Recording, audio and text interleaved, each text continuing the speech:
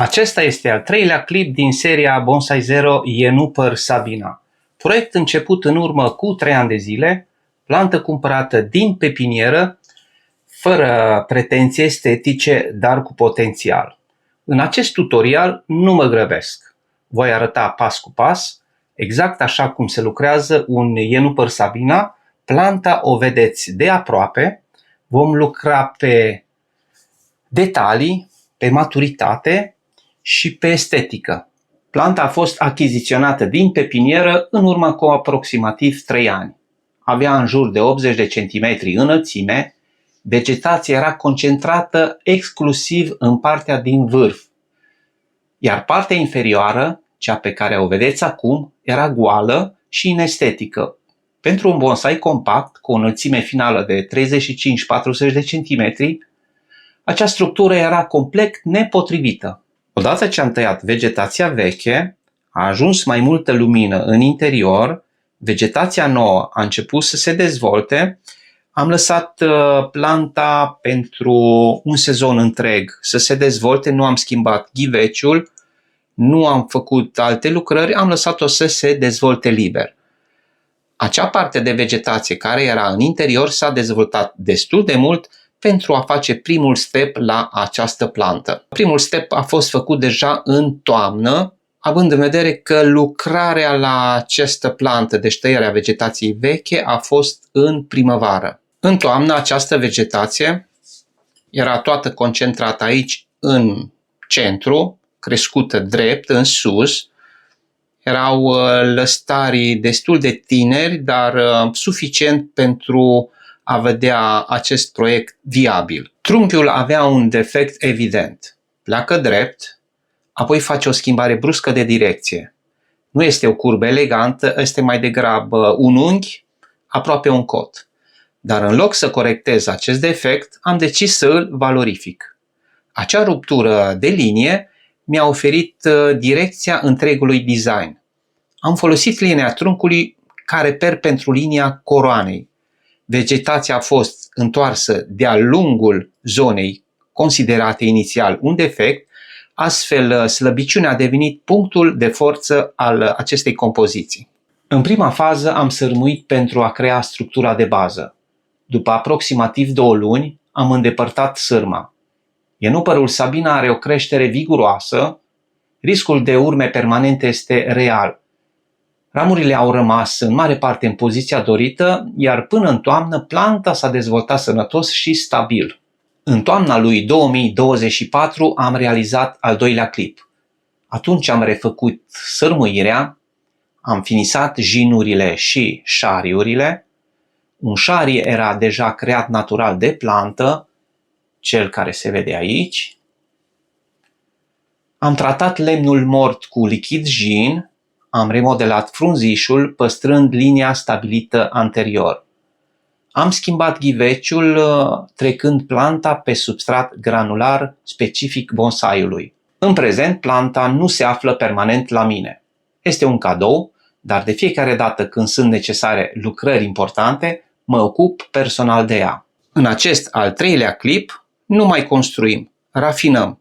Obiectivele sunt clare, curățarea completă a scoarței, obținerea unei nuanțe naturale de maro matur, finisarea și cizelarea atât la jin cât și la șarii, îndepărtarea completă a sârmei existente, vom sârmui fără grabă și vom redefini coronamentul. Nu știu câți dintre voi ați văzut acest defect.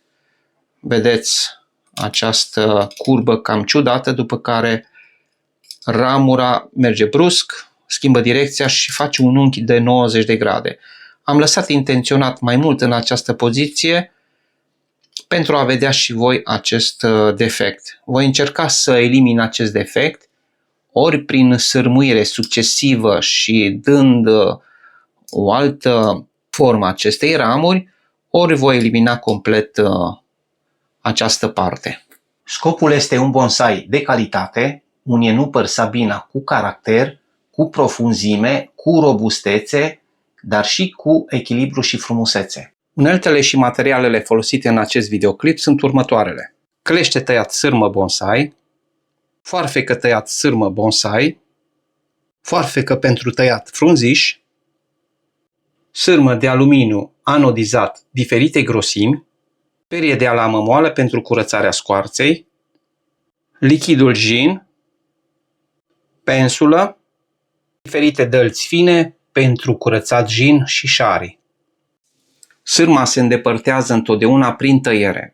Nu se desfășoară. Folosesc un clește special pentru tăiat sârma de pe ramurile de pe bonsai. Având vârfurile rotunjite, riscul este minor ca să ciupim scoarța lăstarilor. Tai fiecare spiră individual, astfel evit ruperea scoarței sau tensionarea inutilă a ramurilor. Nu are nicio importanță de unde începem să tăiem sârma. Important este să nu tensionăm ramurile și să eliberăm toată sârma de pe copăcel. Cu o mână țin lăstarul în poziție, iar cu cleștele vin și tai această sârmă spirală cu spirală.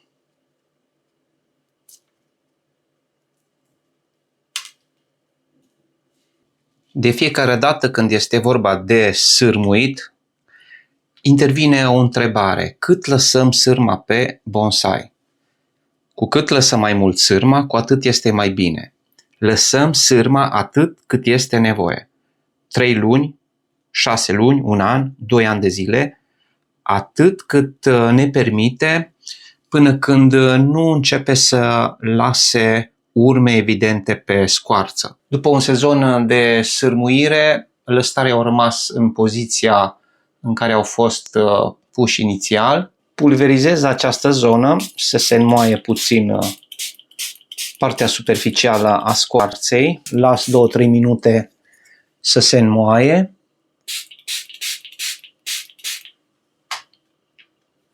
Apoi trec ușor cu această perie de sârmă.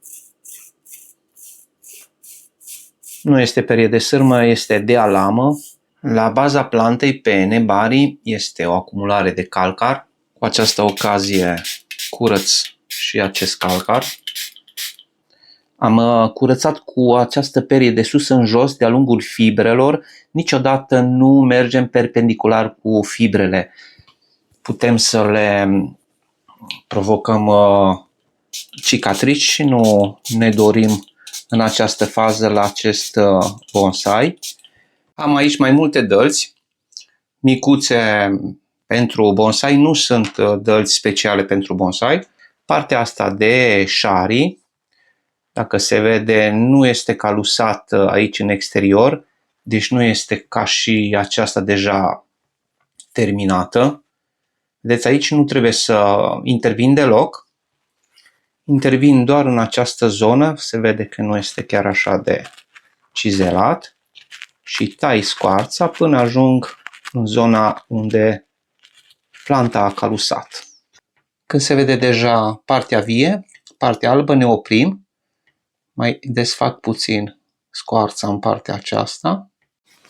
Ca să avem partea asta cât mai netedă, dăm cu flacără. Efectiv, toate mustățile dispar. Trecem la tratarea scoarței cu ulei mineral. Eu folosesc acest spray de la Flortis. Ori aplicăm direct, ori ne ajutăm de o bucată de cârpă. Se poate folosi și ulei de măsline. Prefer acest ulei mineral pentru că nu lasă reziduri. Uitați ce frumos lucește. Polisulfura de calciu o aplicăm cu o pensulă pe partea de lemn uscat, pe partea de lemn mort. Nu îmbibăm cu această soluție de polisulfură de calciu. Dăm controlat.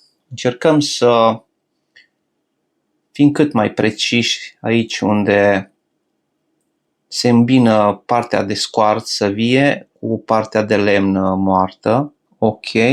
Ramura asta chiar nu își are locul aici. Bine în ochi. Nu face parte din desenul acestui bonsai. Are o curbă mult mai ciudată decât toată linia acestui bonsai. Are curba asta foarte accentuată. Deci nu mai stau pe gânduri. Deja arată mult mai curată planta. Am să-l transform în jin. Nici aici nu-mi convine unde este poziția acestui jin. Deci dacă nu-l mut din această zonă, nu am rezolvat nimic cu desenul acestei plante. Deci curba va rămâne aceeași. Așadar, l-am legat bine cu sârmă și îl duc în partea de sus ca să-mi completez desenul acestei plante. Ca să grăbesc puțin acest proces de fixare a acestui jin, înfășor cu staniol bucăți de cârpă umezite. Iar acum cu grijă încălzesc toată această zonă în mod excesiv. Mai trec o dată rapid și fără aluminiu. Să vedem dacă a rămas în poziția dorită acest jin. Îl umezesc ușor. Îl tratez și pe el cu soluția jin. Și într-un final am reușit să sârmuiesc toată planta. Nu a fost ușor. Sunt foarte mulți lăstari. Este puțin loc în interior pentru a sârmui. Aș putea spune că este mai degrabă un test de răbdare decât de îndemânare. Cu cât planta devine mai veche, cu atât are mai mulți lăstari și sârmuirea va fi mai anevoioasă. Dar este un bine pentru că așa învățăm odată cu planta. A venit și momentul să finisăm această plantă. Vom începe întotdeauna cu ramura cea mai importantă. De cele mai multe ori, ramura cea mai importantă este chiar și prima ramură și se cheamă sashieda, adică acea ramură care dă direcția plantei. Nu totdeauna este prima ramură, dar în cazul nostru aceasta este sashieda, deci acea ramură care dă linia plantei și vom începe cu primul rând de lăstari. Compactez prima linie. Încerc să îi țin cam la aceeași linie, cam la aceeași înălțime pe toți. Ce urmează să rotunjesc vârfurile. Pentru că am lăsat lăstarii toți lungi așa cum au fost, trebuie doar să îi scurtez. Nu folosesc foarfeca pentru frunziș, pentru că am sârmă până aproape în vârf. Voi folosi o foarfecă universală care taie atât frunzișul cât și sârma. Este o foarfecă foarte, foarte bună. Vi-o recomand. Taie până la 2 mm această mică forfecuță. Este foarte robustă. 1 mm, 1 mm jumătate, 3 mm. Deci vin și tai vârfurile, mă apropii cu aceste vârfuri, deci nu le tai definitiv, pentru că este indicat să ciupim vârfurile, nu să le tăiem. Dar în prima fază mă folosesc de foarfecă.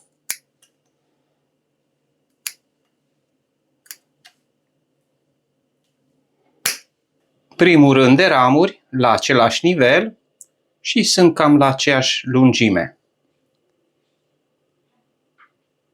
Urmează să fac al doilea rând, deci trebuie să fac din nou o altă linie.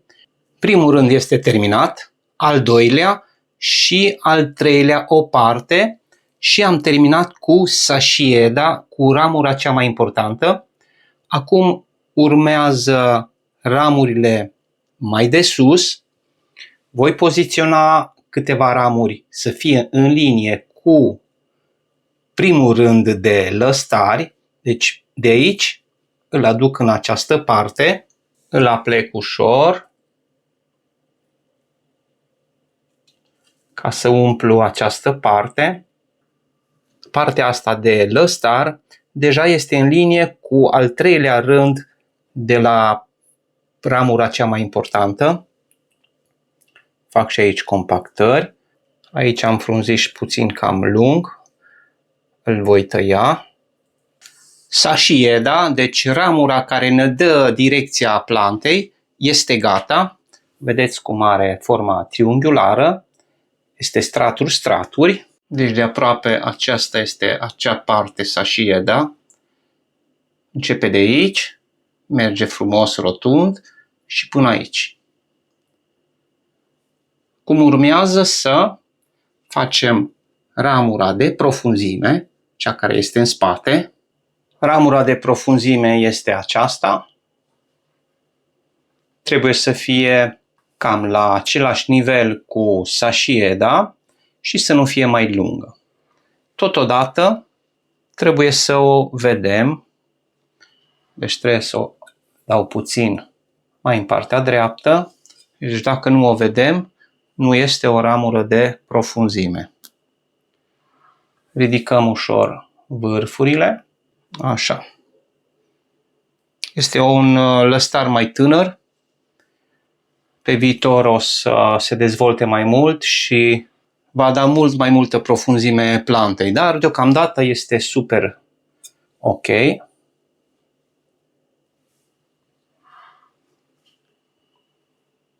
Aici avem acel jin pe care trebuie să-l vedem, trebuie să-l descoper.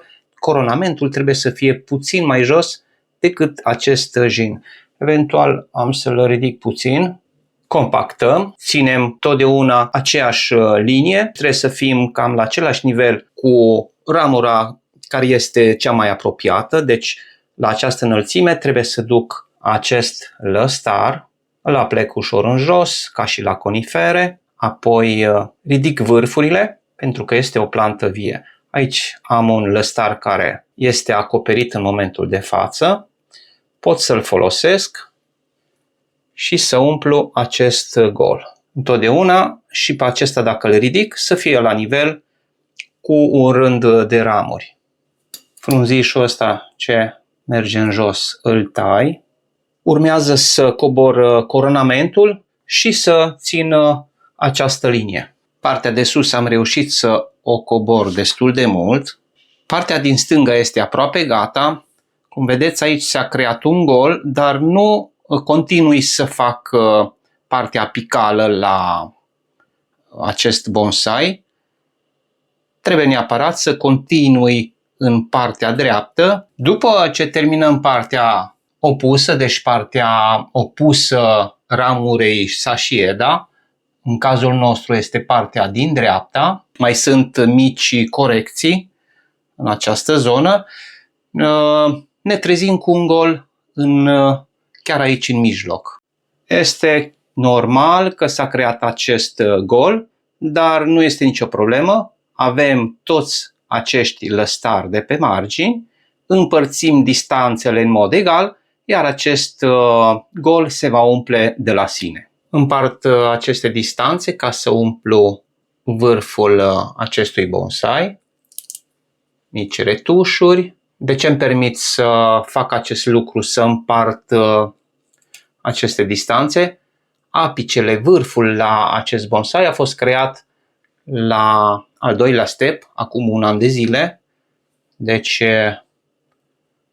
mai mult sau mai puțin ramurile sunt acestea. Nu mai rămâne decât să fac mici retușuri la acest frunziș, să ciupesc vârfurile.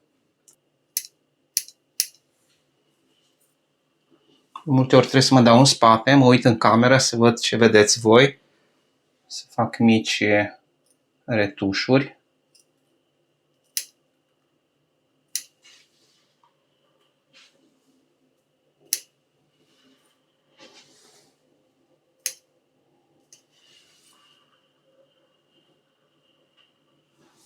Arată destul de bine. Sunt foarte, foarte mulțumit de rezultat.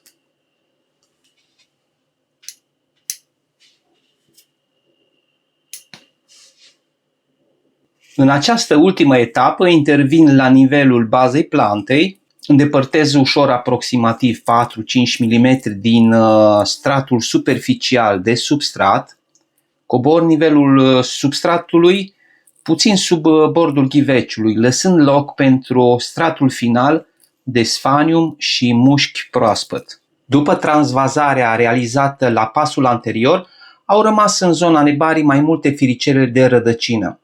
Sunt rădăcini fine rămase în urma tăierilor, care nu mai sunt active și nu mai aduc niciun beneficiu plantei. Cu răbdare, rând pe rând, tai toate aceste rădăcini, toate aceste mustăți. Aplicarea acestui strat de sfanium este foarte, foarte simplu. Practic, punem bucăți grosolane. Sfaniumul în acest moment este umflat, este plin cu apă.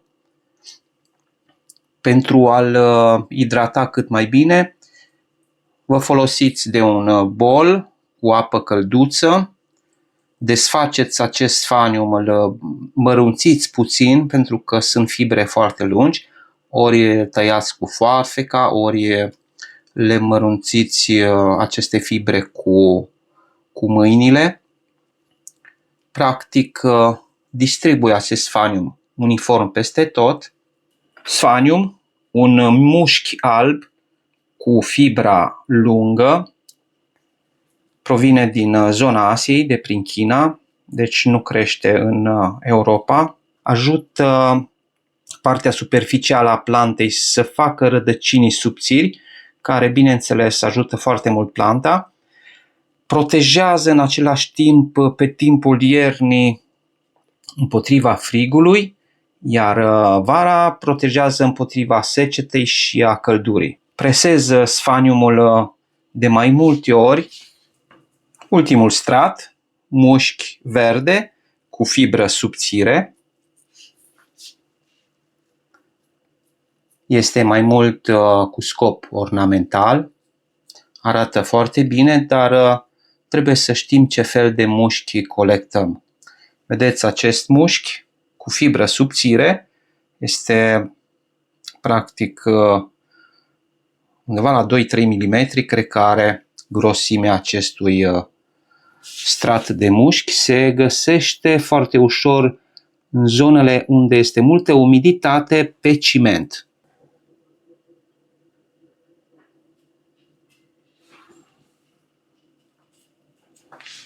Un bonsai rafinat nu înseamnă doar ramuri bine poziționate, înseamnă și un vas curat, îngrijit, care completează planta. Voila! Acum da, acum arată a un bonsai adevărat. Asta este a treia etapă din proiectul Bonsai Zero Ienupăr Sabina. 1 ianuarie 2026, cu această ocazie vă spun la mulți ani, un an nou fericit, plin de realizări făcute pas cu pas. Pentru cei care vor să vadă lucrarea completă fără tăieturi, există varianta extinsă pentru membri. Membrii canalului beneficiază de material în plus, la un preț derizoriu, costă cât o cafea. Cine îmi oferă astăzi o cafea este binevenit. Ne vedem mai departe în Bonsai Zero.